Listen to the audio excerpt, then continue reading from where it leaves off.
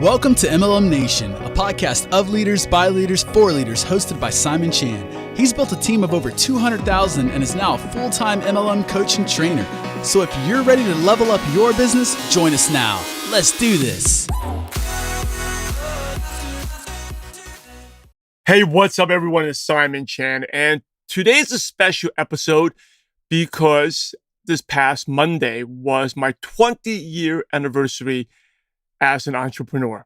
Yes, it was November 14th. I still remember November 14th, 2003. I guess I feel old, but I can't believe it. It's been 20 years. I still remember that date. I just got back from shopping on a Friday, probably 5, 6 o'clock. My upline, that's how my sponsor, who I basically, a lot of you who don't know my story, I knew no one recruited me into network marketing. I wanted to join network marketing. I knew network marketing was the best path and really the only path for someone like me, an quote unquote average person, no business skills, no sales and marketing, but had a huge desire to have passive income. And once I read that book, Robert Kiyosaki's Rich Dad Poor Dad, I was like, oh my goodness, I'm living down the wrong path. Even though I had a job that I loved, I realized that I needed to do something different. I needed to start a business. And for someone like me, no money, no skills, network marketing was the only way. And I'm so glad. But I basically just went online, found a company. And this is way back in 2003. I knew about online was important already, because I basically searched out the random person and basically said, hey, I want to get started. How do I sign up? And he called me back the next day. I still remember I was driving to my small group Bible study, and I pulled over. I was actually going just to beat traffic. I went there early to work out in the gym in Long Beach, California. And I pulled over and talked to him for 45 minutes. And afterwards, he asked me, are you ready to get started? And I said, and by the way, it cost me a lot more than I thought. I thought it was going to be like $200-$300. It was actually going to be $700 to $1,400. And of course, even though I wanted to get started, I told him I need to think about it. Okay, I think about it. And so he called me back the next day and asked me, "Did you think about it?" And guess what? Do you think I thought about it? Of course not. I did not think about it. And some people just don't want to be sold. Right, and I just didn't want to make that decision right away. So I told him I need to think about it. I did not, but he called me back. He followed up with me, and I immediately got started. I gave him my Amex credit card, and $1,400 later, I got started. And most of you know my story. I struggled for months and months and months.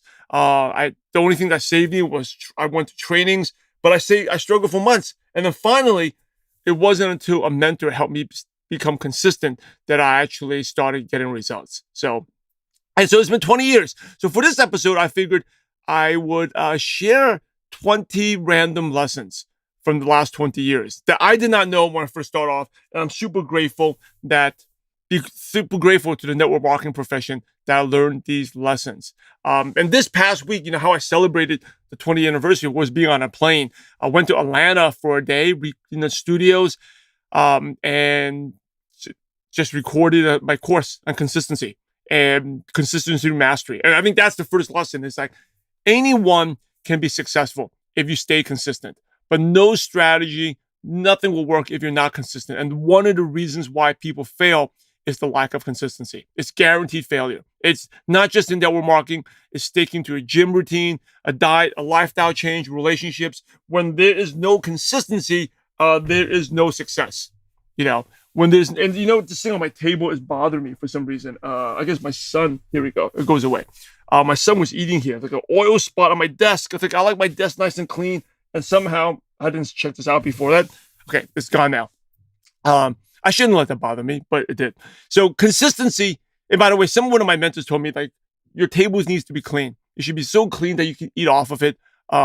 People who are successful or very organized and clean. The rest of my house is messy, but my working space always got to be organized. That's something about me. So consistency creates mastery, right? You don't need to be good. For me, that was my story. I was not good. I was terrible in the beginning, but I just stuck at it all the time, every day, working on that DMO, and became successful. And second thing is mindset is 95% of success.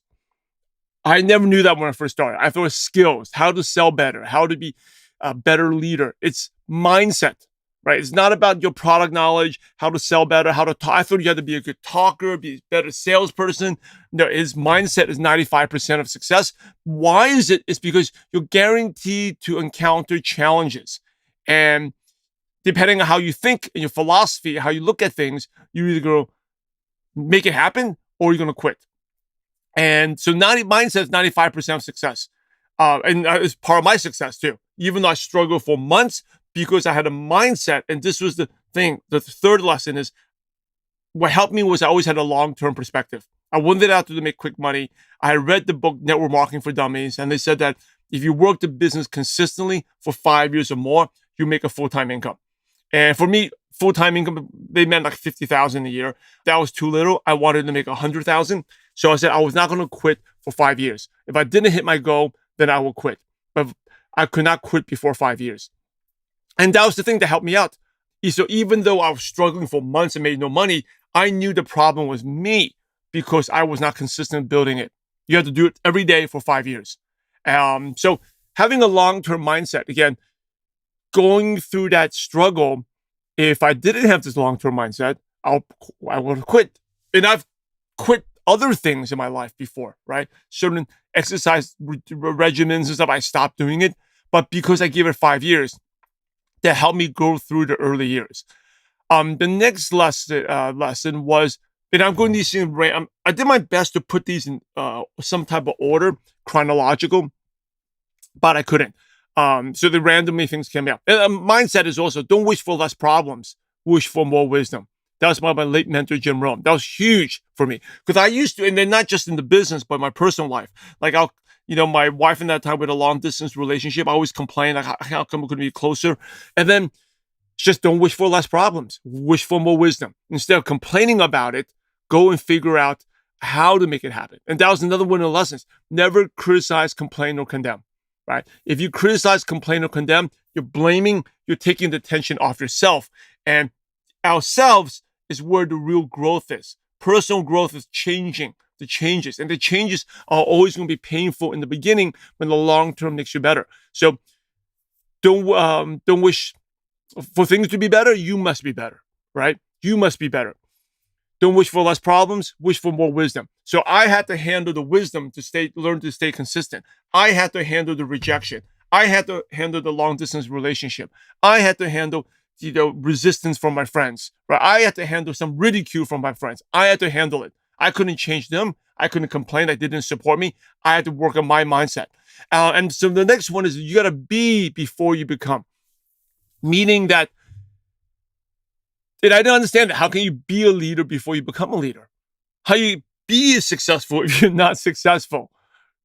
Be before you become means you got to start acting like that success before you become successful. Right? And then you're not lying about income. You're not lying to anyone, but you have to believe and be that person. And so if you want to make six figures, you got to start acting and be that six-figure person before you make six figures. So I didn't understand, how can you be? Well, look at the habits, traits of top leaders and start acting like them, right? If the leaders are consistent, then you need to start doing that. You got to be before you become. If they're mentally tough, you got to be mentally tough before you become successful. You have to be giving. You're not making any money, but you got to be before you become. You can start be giving before you become successful. So that was a big one. Be before you become. I could do a whole podcast about that. If you look at any last thing before I move on is if you look at any successful entrepreneur or entertainer or athlete, the ones who are really great, they start acting like they're successful before they become successful. It's having the confidence, the swagger, the vision. So you got to be before you become. The next lesson was the Purple Cow. Purple Cow was a great book by Seth Godin, and I'll put in the show notes page there. Basically, it says that if you want to be successful in marketing, attracting people, you got to be different. If you end up like everyone else, if you want to and be like everyone else, you get the fate of everyone else, right? Which is nothing. Most people are not successful. So if you want to be successful, Simon, you have to go change. MLM Nation, if you want to be successful, you cannot be like everyone else, which means you have to stand out, which means you're going to lose some of your friends, right? You're not going to get along with them. But that was huge. When I did marketing, if my Simon Chan was a leader just like everyone else, then it wouldn't stand out. So that really helped me when I went to Malaysia. We were the first online team. Even though online wasn't that big, no one was building online, we were the online team. Right. But then I've been building online since 2004. Right? 2004, early on, probably March, I started doing online marketing with that time ICQ forums, Google AdSense, Yahoo Overture. I was playing around with that and started advertising there. So I knew that in Malaysia, even though online no one built MLM online, I was the online person. And I had a lot of weird looks. I had a lot of doubters, but I had to be the purple cow, be different. Next is there's 4 types of downlines. Most people don't do much. One out of 4, they complain and they end up quitting. And really very, very few people, is 8%, say 5% are really, really good. 3% are the true leaders. Most people don't do much. Doesn't matter what happens. It's like that. And that applies to church, applies to the gym, applies to office space. 1 out of 4 complains. 65% of people do very, very little, just to show up, clock in, clock out. And it's the same in network marketing. Okay. You only have about 8 to 10% that really do something. And you know what? I realized I learned this lesson that I was not going to change that. So I'm not going to go out there and try to convince people to change. I had to change my attitude and be better in attracting the good people. But also, sometimes you attract good people, they still don't do much. They complain, right? But my skill is being better in learning to let go and not be emotionally attached to the downlines, and also spend more time with the people to develop the ones who really deserve my time. That's another one. Work with people that deserve your time, not need your time. And out of the 4 types of downlines, only 2 people that really deserve your time. The 5% and then the top 3%. Next lesson is you got to recruit your way to the top. It's not duplicate your way to the top. Duplication is a myth. If you think duplication is like you sponsor 4 and then get the 4 to get 4 and the 4 to get 4, that never works. That's a myth. It doesn't happen. Okay, what really happens is you recruit 20 people and only 2 people do something. The rest don't do anything. And that's the sad reality. Most of them don't do much. But what you duplicate is the duplication that does exist is that you duplicate leaders. Not everyone. Okay, leaders. You're out there duplicating, so you recruit your way to the top and duplicate. And I wish I knew this early on. I wasted a lot of time being in management mode. Every top leader that I've interviewed on MLM Nation, they recruit their way to the top. Here's a great one I learned was you believe in them, but expect nothing. So you believe in these people, but you expect nothing from them. I think that's really good because it prevents you from getting emotionally attached and disappointment. So you believe, I know you can do it, but I expect, deep down you say to yourself, I expect nothing. Basically, I'm expecting them to do 0, nothing. So it always depends on me. I got to keep on recruiting. If you have that mindset, you'll be successful. When I started adopting that, I became successful. And you can talk to numerous of leaders. They have the same experience. I just took me 2 years of painful years to keep on, I was trying to convert ducks into eagles, and it doesn't work that way. As you get better, you attract people.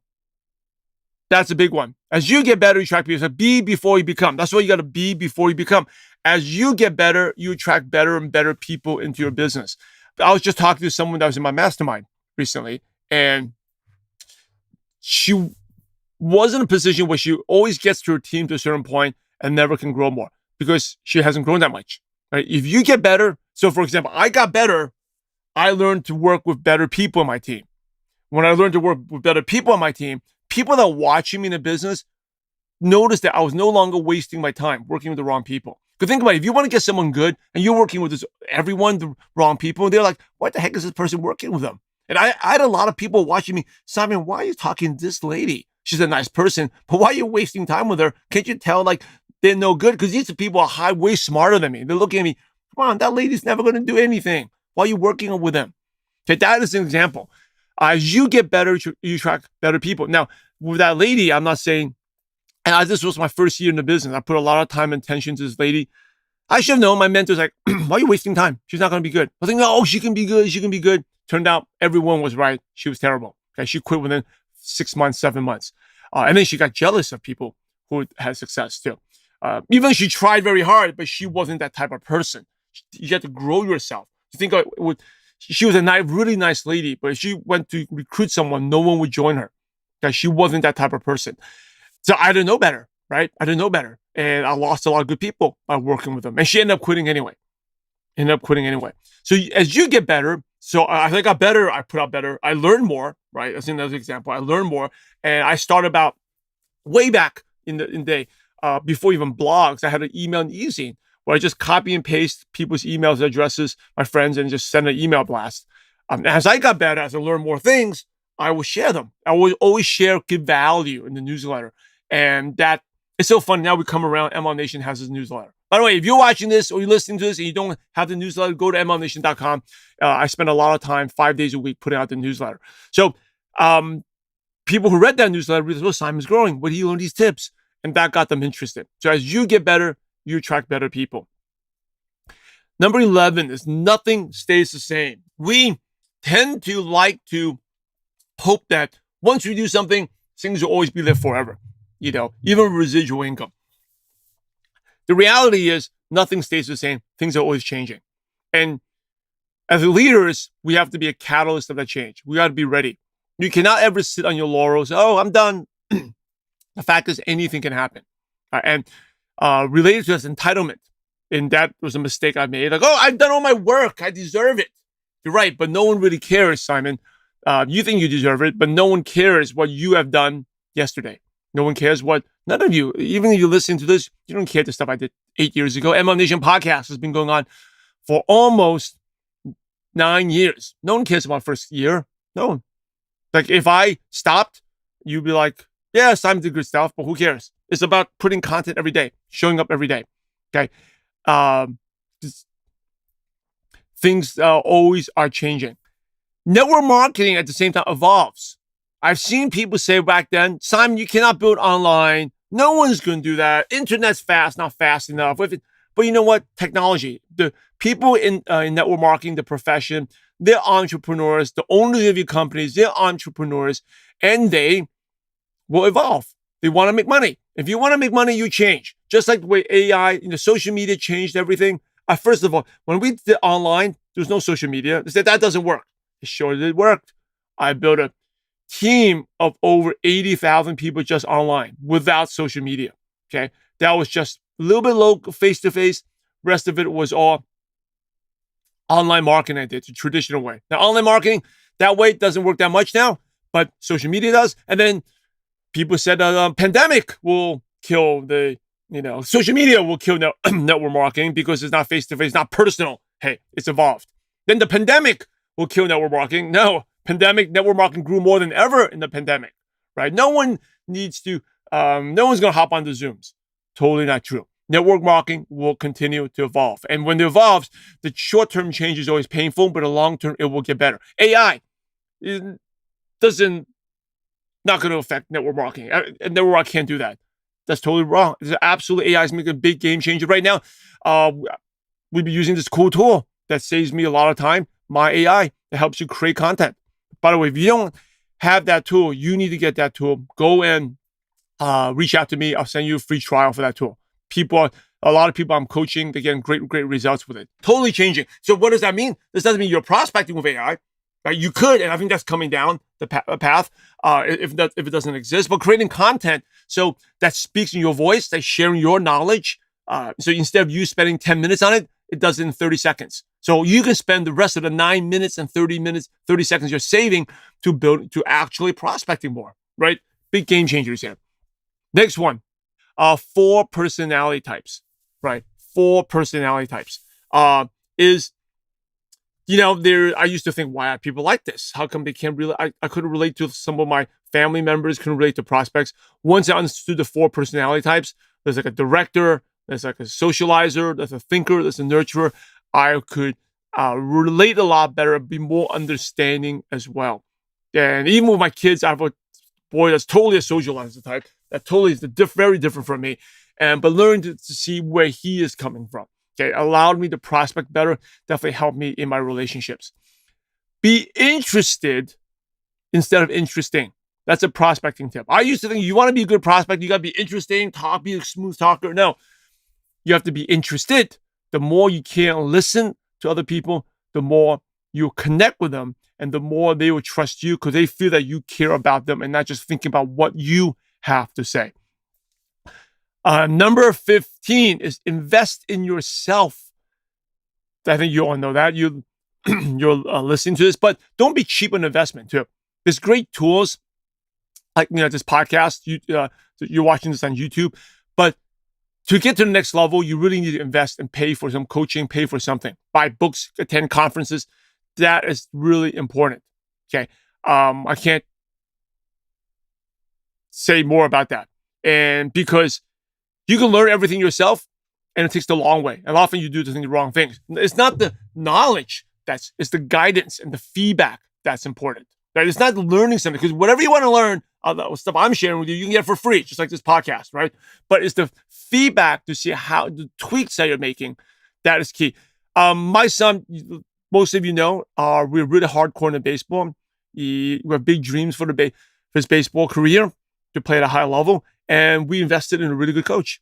Very expensive, but he's gotten so much better in the last 3 months. Now, it's the last 2 months. I wish I did it earlier, but the only thing that's inconvenient is an hour drive in traffic on a weekday, an hour traffic drive back, right? The lesson's expensive, but it's been so worth it. He's probably gotten better in 2 months than he did in the last 2 years, just from that, because of the feedback he's getting from a coach, right? One of my biggest mistakes is opening a new market without coaching, doing it my way, learning from books, learning leadership from books and audios, which is better than not learning, but I didn't get the feedback. I made tremendous amounts of mistakes when I was in Malaysia. And fortunately, I learned my lesson. I'm not that dumb.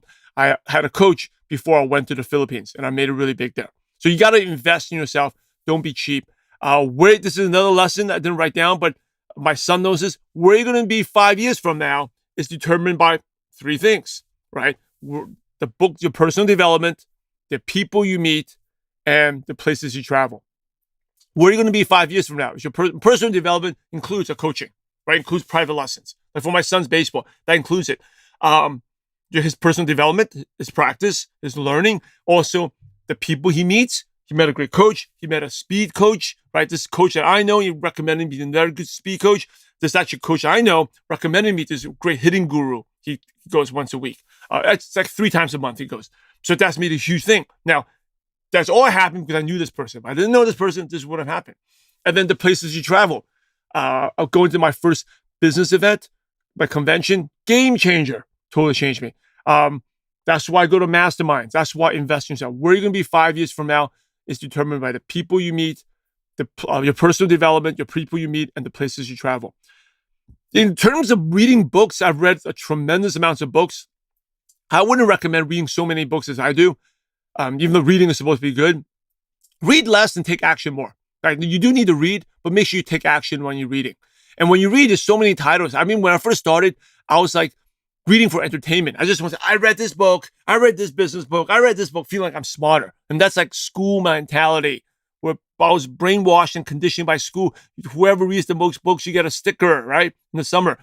In business, it's not like that. It's about some of the very successful people I know are not that well read, but they've read a couple books and they take massive action in that one book. It could be, I can think of 10 people that know that are 7-8 figures that a lot of you probably read more books than they have, but they take way more action than you do. So maybe they took one book and there's 20 action steps, while a lot of people, they'll read that book and move on. This person read one book in 5 years, but they took 5 years to implement everything in this one book.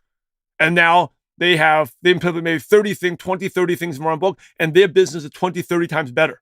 Instead of the person just you're not reading for entertainment, you're reading for life changes.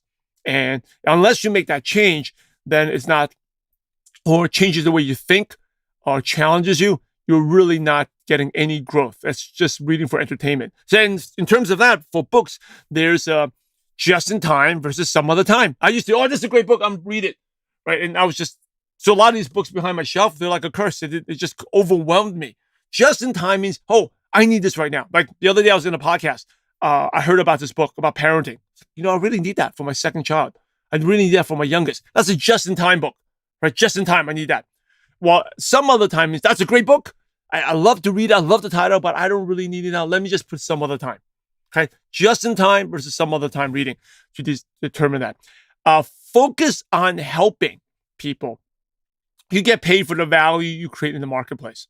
If I used to think I need to, want to make more money, I got to sell better, know my product better. No, focus on helping more people. The more value, the content, you create content to help, it will come back, right? I got invited to do this recording in the studio this week because I created lots of massive value for 8-9 years, right? I got invited to speak at this mastermind. And then from that mastermind, connected with this person who connected me, this person who gave me, next thing you know, I'm speaking at a company event. It's because of the value I created, okay? The value you create.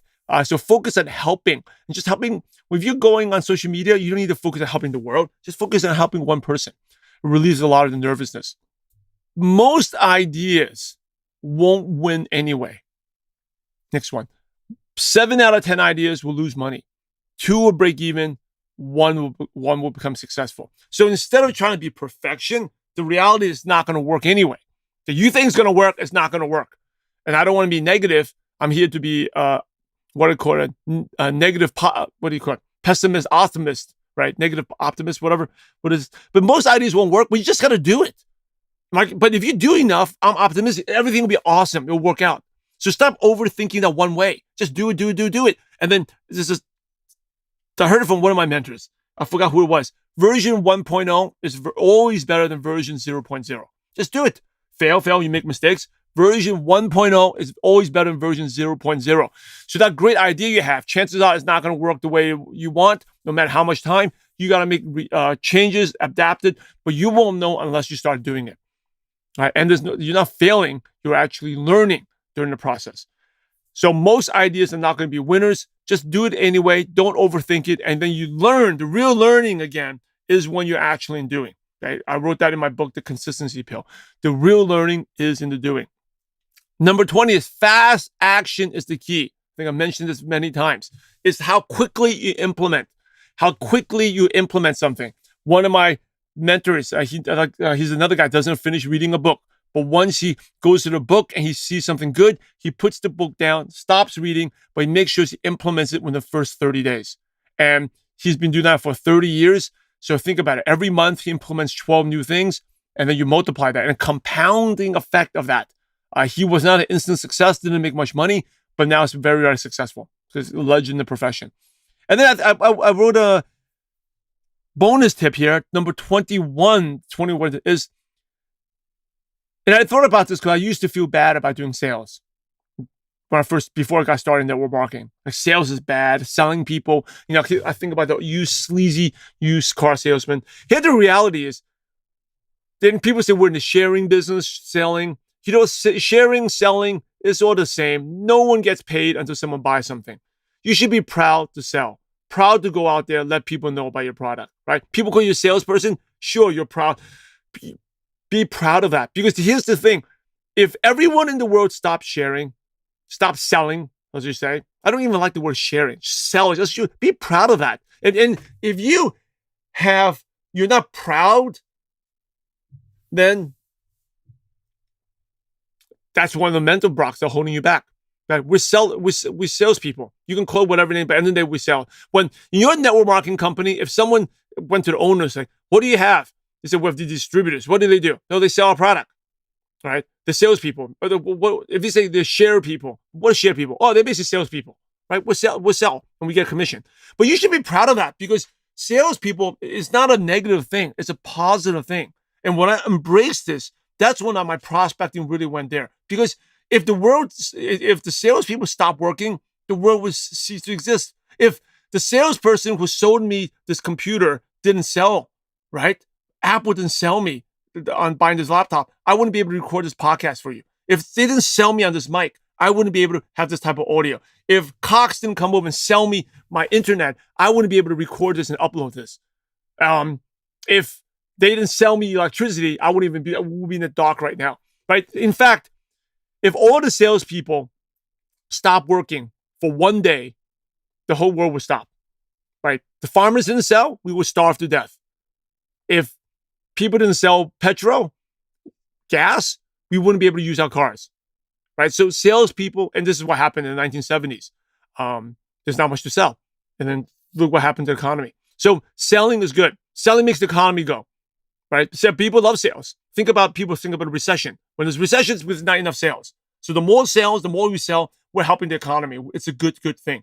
So that's what I have. I can go on for probably another 80 lessons, but those are the top 20. I added 21 that came to my mind immediately from those. I hope you enjoyed this podcast.